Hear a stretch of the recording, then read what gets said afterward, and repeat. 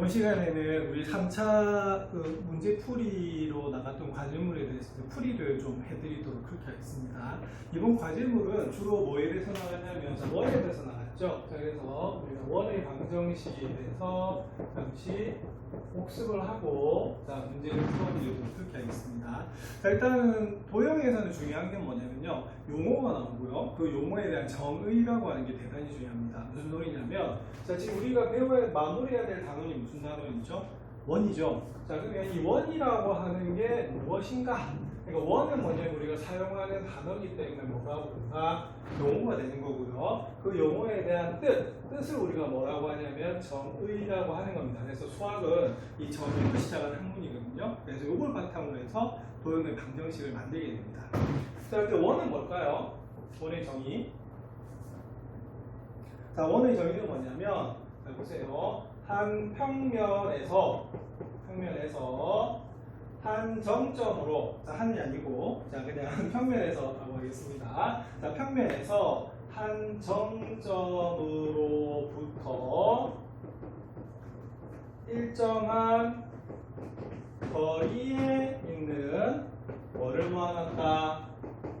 점을 모아놓은 것을 우리가 뭐라고 부르냐면 바로 원이라고 합니다. 자, 여기서 중요한 건 좀 몇 가지가 있는데요. 자, 첫 번째는 이 평면이라고 하는 것도 굉장히 중요합니다. 왜냐면 한 평면에서 한 정점이래요. 자, 우리가 점에는 크게 두 가지가 있습니다.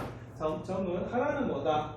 딱 정해져 있는 무슨 점, 정점과 움직이는 무슨 점이다? 동점이 있는데요. 이 정점이라고 하는 것은 자, 이렇게 좌표가 수로 나타냈을 때가 바로 정점이 돼요. 그럼 1,2 하면 어떻게 되죠? 좌표 평면에서 자, 여기가 x좌표가 1이고 y좌표가 2인 요 점이 1,2가 되거든. 그래서 우리가 그 좌표가 x좌표와 y좌표가 모두 다 수로 돼 있으면 이 점은요 다 고정되는 점이라고 볼 수가 있습니다. 그런데 이 동점이라고 하는 것은 한자로 말 그대로 움직이는 동자를 쓰는 거죠. 움직이는 점이야. 그래서 이때는 우리가 뭐로 쓰게 되냐면 이렇게 변수 문자를 쓰게 되면 이거는 고정된 점이 아니고 막 돌아다닌다고 볼 수가 있어요. 그래서 원의 정의는 뭐냐면, 자, 우리가 원을 그리는 도구가 컴퍼스죠. 그럼 컴퍼스는 어떻게 되냐면 한쪽은 바늘이 이렇게 달려있어서 콕 찍습니다. 맞습니까? 그럼 이 부분이 뭐가 되냐면 하나의 점점이 되는 것이고, 자, 컴퍼스 이렇게 간격을 벌리죠, 그죠? 이 벌리면은 이게 나중에 그 일정한 거리가 되는데 이 일정한 거리를 우리가 보통 뭐라고 부른다? 반지름이라고 부르고요. 반지름은 영어로 radius라고 하거든요. 그래서 첫 글자가 뭐다? R이 되는 겁니다. 자, 그러면은 요 점은 우리가 고정되어 있는 점이고, 여기서는 물론 AB가 문자이긴 합니다만 보통 상수 취급한다라고 하죠. 그래서 여기는 수를 대표한 것을 AB라고 둔 거고요. 자, 그럼 요 점은 어떻게 되겠어요? 우리가 콕 찍은 다음에 움직이죠, 그죠? 움직이니까 이 점이 바로 뭐가 되냐면 동점이 된다라고 볼 수가 있습니다. 그러면 여기 어떻게 되겠어요? 규칙적으로 이렇게 모이게 되겠죠? 그럼 이 하나에 뭐가 생기게 되냐면 원이 생기게 되겠습니다. 근데 평면이라고 하는 게 중요한 게 무슨 말이냐면요. 자, 그러면 평면에서는 이렇게 원이 나오는데 공간에서도 한 점으로부터 일정한 거리는 점들을 이렇게 구할 수가 있어요. 그럼 그건 뭐가 될까요? 그렇죠. 자, 일단은 여기서 비교해야 될 게 뭐냐면 비교는 평면에서는 우리가 원이 되는 거고요. 공간에서는 뭐가 되냐면 잘 알지만 공처럼 되는 거거든요. 그 공처럼 생긴 것을 중학교 때 뭐라 불렀다? 구라고 불렀던 겁니다. 그래서 이거는 평면인지 공간인지 구분하는 것도 대단히 중요해요. 자, 그런데 지금 우리가 배우는 것이 무슨 좌표? 자, 평면 좌표였죠, 그죠? 우리가 도형의 방정식 제일 첫 단원이. 그래서 이때는 우리가 공간에서 보는 것이 아니고 평면에서 봐요. 그렇지만 우리가 나중에 확대가 되는 거거든. 왜냐면 평면은 몇 차원이었다 지난번에? 2차원. 자, 그 다음에 우리가 구는 공간의 몇 차원인데 입체는 몇 차원이 되냐면 3차원이 되기 때문에 여기서 이렇게 발전하게 되는 겁니다. 그래서 이 부분도 기억하시면 좋을 것 같아요. 자, 그럼 이런 점들의 규칙을 뭐로 나타낼 수가 있습니까? 자, 바로 방정식으로 나타낼 수가 있겠죠. 그럼 우리가 원에서는 자, 중심을 뭐라고 잡는다? O라고 잡고요. 자, 그 다음에 이 움직이는 점을 보통 뭐라고 잡냐면 P라고 잡아요. 그래서 여기서 우리가 나오는 것이 뭐가 되냐면 바로 OP라는 선분이 생기는 거죠. 직선인데, 그러면 그 길이가 뭐가 된다? 반지름 R이 된다라고 보시는 겁니다. 자, 그러면 선분의 길이는 우리가 두 점 사이 거리 내는 공식이 되겠죠, 그죠? 그래서 우리가 두 점 거리 내는 공식을 쓰시면 x-a의 제곱 더하기 y-b의 제곱은 뭐다? R이 되는 거고요. 자, 루트가 있네요. 그래서 양변은 뭐 할까? 제곱을 하게 되죠. 그래서 x-a 제곱 더하기 y-b의 제곱은 r 제곱이라는 식이 나와요. 그래서 이것이 우리가 지난번에 배우셨던 자, 무슨 방정식이 된다? 원의 방정식이 되는 겁니다. 그럼 원에서는 두 가지가 중요하겠네. 하나는 뭐죠? 중심, 하나는 뭐다? 반지름이죠. 그래서 중심과 반지름을 이렇게 알 수 있는 것을 그러니까 우리 책에는 없지만 문제집이나 다른 데는 많이 써요. 그래서 이런 걸 우리가 그 도형의 모양을 알 수 있는 형태를 무슨 형이라고 하냐면 표준형이라고 하는 거거든요. 그래서 이때는 이렇게 주어지면 꼭 그 중심은 얼마다 a, b가 되고 반지름은 얼마다 r이 되는 것이 여기 있는 원의 방정식이 되는 겁니다. 그럼 예를 들어서 한번 볼게요. x-1의 제곱 더하기 y-2의 제곱은 만약에 4다라고 나와 있습니다. 그럼 원의 방정식의 특징은 뭐냐면 x끼리 완전 제곱식이 되어 있고요. y끼리 완전 제곱식이 되어 있고 오른쪽 우변에 있는 것이 뭐가 되냐면 반지름의 제곱 부분이 돼요. 그럼 딱 보면 x의 거듭제곱이고 y의 거듭제곱이고 상수가 나와 있죠. 딱 보는 순간에 무슨 방정식이다. 그죠? 원의 방정식이라고 하는 것을 알 수 있게 되고요. 자, 이때 우리가 중심은 얼마가 된다? 1,2가 되고, 자, 주의점입니다. 여기가 반지름이 아니죠? 반지름이 뭐다? 제곱 부분이에요. 그래서 반지름은 얼마다? 4가 2의 제곱이기 때문에 2라고 하는 것을 알 수가 있습니다. 여기서는 우리가 식이 주어졌을 때 뭘 구할 수 있어야 된다? 중심과 반지름을 구할 수 있어야 된다. 그리고 반대로 만약 예를 들어서 중심이 3,4이고 반지름이 4인 원이다 이렇게 하면 어떻게 하시면 되겠죠? 그렇죠? A에다가 3을 대입을 하시고요. 우리가 Y에다가 뭘 대입하시면 되겠습니까? 자, 우리가 여기다 3을 여기다 뭐를 4를 대입하시고 자, 우리가 반지름에는 뭐다? 자, 4를 대입해서 계산하시면은 얘가 바로 원의 방정식이 되는 거예요. 자, 그러면은 우리가 중심이 원점일 수도 있겠죠. 그러면 원점인 우리가 방정식은 어떻게 되냐면 자, 중심이 원점이 어떻게 되겠어요? AB에다가 뭐 넣으면 된다? 0을 놓으시면 되겠죠. 자, 그래서 x제곱 더하기 y제곱은 r제곱이 되는데 자, 이것을 우리가 보통 원에서는 무슨 형이라고 한다? 기본형이라고 부르는 겁니다. 그래서 우리가 도형의 방정식이 보통 기본형, 표준형, 그다음 일반형이 있거든요.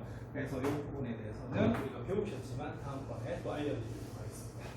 자, 그리고 여기서 좀 중요한 용어가 하나 있어요. 자, 우리가 단위원이라고 하는 게 있는데요. 아마 여러분들 중학교 삼각비를 배우실 때도 이 용어를 배우셨을 겁니다. 자, 단위원이 뭘까요? 네, 단위라고 하는 것은 기준이 된다 이 말이잖아요. 그지? 그래서 단위원은 뭐냐면 중심이 뭐이고 중심이 원점이고요. 반지름이 얼마다 1이 되는 원을 우리가 단위원이라고 해요. 자, 그렇게 치면 따지면 어떻게 되냐면 x제곱 더하기 y제곱은 1이 무슨 원이다? 단위원이 되거든. 그래서 이 단위원을 앞으로 굉장히 많이 사용하게 됩니다. 그래서 원의 방정식에서 이 단위원의 방정식도 기억을 하셔야 됩니다. 자, 여기까지가 원의 기본 설명이 되겠어요. 자, 이번에는 원과 직선의 위치관계에 대해서 좀 설명을 해드리도록 하겠습니다. 자, 이 부분은 중학교 1학년 때 나왔는데요. 중학교 1학년 때하고 조금 다른 설명이 있어서 복습경에서 정리를 해드리도록 하겠습니다. 자, 그럼 일단 복습을 한번 해보겠습니다. 자, 여러분 위치관계라고 하는 것을 배우셨거든요. 자, 위치관계가 뭐였습니까? 대답하기 참 어렵죠? 그런데 위치관계는 뭐냐? 원래 두 도형이 놓여있는 관계를 뭐라고 하냐면 위치관계라고 합니다. 그런데 두 도형을 그냥 놓여있는 관계를 이렇게 그림으로 그려보면 무수히 많거든요. 그래서 보통 위치관계를 어떻게 기억하시면 좋냐면 이렇게 기억하시면 좋습니다. 자, 두 도형이 만나느냐 만나지 않느냐의 관계를 우리가 구분하는 것이 무슨 관계가 되냐면 위치관계라고 볼 수가 있어요. 그리고 만나요. 자, 두 도형이 만나면 뭐가 생길까? 예를 들어서 자, 우리가 두 직선의 위치관계에 대해서 배우신 적이 있는데 자, 그러면 직선과 직선이 만났어요. 그럼 뭐가 생기죠? 네, 바로 교점이 생기는 겁니다. 그래서 이거는 뭐로 구분하시는 거냐면 교점의 개수로 구분해 주시는 것이 자, 중요합니다. 도형에서 위치관계다라고 하는 것을 기억하시면 되겠어요. 그러면 우리가 보겠습니다. 자, 오늘은 이제 원이 주인공이기 때문에 원과 직선의 위치관계에 대해서 한번 살펴볼게요. 그럼 우리가 이렇게 중학교 때도 배우셨는데요. 자, 원이 하나가 있어요. 자, 그럼 당연히 중심이 있고요. 자, 뭐가 있을까? 네, 그렇죠. 반지름이 존재하겠죠. 그죠? 그래서 이 점들을 우리가 뭐 P 이렇게 볼 수도 있어요. 그래서 이 점은 이렇게 움직이는 동점이라고 설명을 드렸습니다. 자, 그러면은 직선하고 우리가 원하고 그려보면요. 여러 개를 막 그릴 수가 있어요. 근데 보세요. 이 경우하고 이 경우는 그럼 어떻게 될까? 자, 이 경우는 원이 요거 위쪽에 있는 거고, 요거는 직선에, 이거 원이 직선의 왼쪽에 있는 거잖아. 근데 그렇게 구분을 하는 것이 아니고, 요거의 공통점은 뭐가 되냐면, 원과 직선이 만난다, 만난다? 만나지 않는다라고 보는 거야. 자, 그러면 뭐가 없는 겁니까? 교점이 생기지 않는 거죠. 자, 그렇게 나오면 이 직선과 원의 위치가 모두 몇 가지가 되냐면 세 가지가 되는 것을 알 수가 있어요. 자, 첫 번째 어떻게 되겠어요? 자, 만난다, 만난다. 안 만나죠, 그죠? 자, 그 다음에 두 번째는 어떻게 되겠어요? 이게 그대로 평행이동을 합니다. 그럼 언젠가는 만나겠죠? 근데 처음에 만나면 어떻게 되냐면, 그림 그리기 참 어렵네요. 이렇게 한 점에서 만나게 돼요. 그래서 중학교 때도 배웠지만, 한 점에서 만나는 것을 한 점에서 만난다. 자, 뭐 한다라고 부르죠? 한자로. 자, 접한다라고 부릅니다. 맞습니까? 그래서 우리가 요 선을 우리가 무슨 선이라고 부르냐면 접선이라고 부르고, 이 만나는 점을 뭐라고 부른다? 접점이라고 부른다. 접점은 우리가 보통 독특하게 고유한 문자를 줍니다. 보통 T라고 잘 썼죠? 자, 그래서 이 T하고 O하고 이렇게 연결하면 이게 뭐가 되냐면 바로 원에서 뭐가 된다? 반지름이 되는 걸 알 수가 있고, 중학교 때도 배우셨죠? 반지름과 접선은 자, 몇 도로 만나게 됩니다? 90도로 만나는 수직 관계가 되는 겁니다. 그래서 이것도 기억을 참 잘 하셔야 돼요. 예. 자, 그 다음에 이게 올라가면 어떻게 되죠? 자, 몇 점에서 만난다? 최대 2점에서 만나게 됩니다. 맞습니까? 그래서 요거는 어떻게 되냐면, 이 직선이 이 원을 자, 몇 조각 내고 있죠? 2조각 내고 있죠. 그래서 이런 것을 나눌 할자를 써서 자, 무슨 선이라고 부르나? 할선이라고 불러요. 따지고 보면 자, 이 점은 원이 있는 점이고 이 점도 원이 있는 점 아니겠습니까? 그래서 우리가 중학교 때 배웠던 용어 중에 원이 있는 두 점을 연결한 이 성분이 뭐라 불렀죠? 예, 바로 얘는 현이라고 부르는 겁니다. 맞습니까? 그래서 현이 생기는 것이 무슨 선이다? 할선이라고 볼 수가 있어요. 그래서 원과 직선의 위치가 크게 몇 가지다? 우리가 세 가지다라고 볼 수가 있습니다. 근데 이 중에서 가장 중요한 건 어느 걸까요? 예, 당연히 여기는 접선이 됩니다. 접선. 자, 할선은 우리가 나중에 또 다시 배우게 되는데, 이거는 접선이 대단히 중요하다 볼 수가 있어요. 그래서 접선을 반드시 기억해 주셔야겠습니다. 자, 뒤에 가면 무슨 방정식도 나옵니까? 예, 접선의 방정식도 나오거든요. 우리 이 부분 기억을 좀 잘 하셔야 돼요. 그럼 여기서는 그럼 아까 교점을 우리가 구해야 된다고 말씀드렸는데, 그럼 식에서는 교점을 어떻게 구하시냐면요. 교점 어떻게 구합니까? 자, 무슨 방정식으로 풀어야 된다? 자, 연립 방정식으로 풀어야 되거든요. 그래서 이건 어떻게 되냐면, 예를 들어서 자, 원의 방정식이 아까 어떻게 됐습니까? x-a의 제곱 더하기 y-b의 제곱은 i 제곱이 우리가 표준형이 되고요. 자, 그 다음에 직선하면 일반적으로 어떻게 됩니까? 직선하면은 자, 직선의 방정식이 있었죠. 직선의 방정식이 뭐냐면 ax 더하기 by 더하기 c는 뭐다? 0인데 이때 a와 b, 여기 a의 의미는 서로 다르거든요. 그래서 다를 때는 이렇게 표시를 좀 다르게 해주시면 돼요. 그래서 이 표시가 무슨 표시입니까? 연립 표시가 되고, 우리가 식에서 연립을 한다는 말은 무슨 말이 되냐면 교점을 구한다라고 되는 거예요. 그러면은 자, 우리가 접한다라는 말은, 그러니까 접한다라는 말은 무슨 말이냐면요. 여기는 연립 방정식 해가 몇 개다? 한 개인 거죠, 그죠? 그래서 이 방정식을 뭐가 한 배식이 뭐가 된다? 0이 되면 우리가 바로 교점이 한 개가 나오는 경우가 되는 거고요. 자, 할선은 몇 점에서 만나는 거죠? 2점에서 만나요. 자, 그러면은 이때는 2차 방정식의 해가 몇 개가 된다? 근이 2개가 나와야 되거든. 그래서 근이 2개다라고 하면 판별식이 뭐보다 커야 된다? 0보다 커야 돼요. 그리고 우리가 만나지 않는다는 교점이 없죠? 그 말은 여기에 있는 연립 방정식의 x의 값이 존재해서는 안 된다는 말이 되는 겁니다. 그래서 이때는 d가 뭐가 된다? 0보다 작게 돼요. 그래서 여기서 위치 관계를 구하라고 했을 때, 자, 그림이 아니고 식으로 나와 있을 때는 이런 식으로 우리가 개수를 구하실 수밖에 없습니다. 근데 이 설명을 좀 짧게 하는 이유는요. 자, 원에서는 이걸 말고 굉장히 독특한 성질을 하나 가지게 됐어요. 이거보다 좀 쉽습니다. 뭐냐면 이 그림에서 볼게요.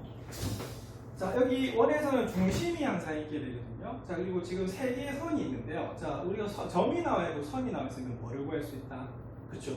점과 직선까지 거리를 구할 수 있어요. 그럼 첫 번째 안 보겠습니다. 자, 그러면은 만나지 않을 때 볼게요. 그러면은 중심에서부터 이렇게 요 직선까지 거리하면 요게 바로 되는데, 그리고 거리는 우리가 뭘 나타냅니까?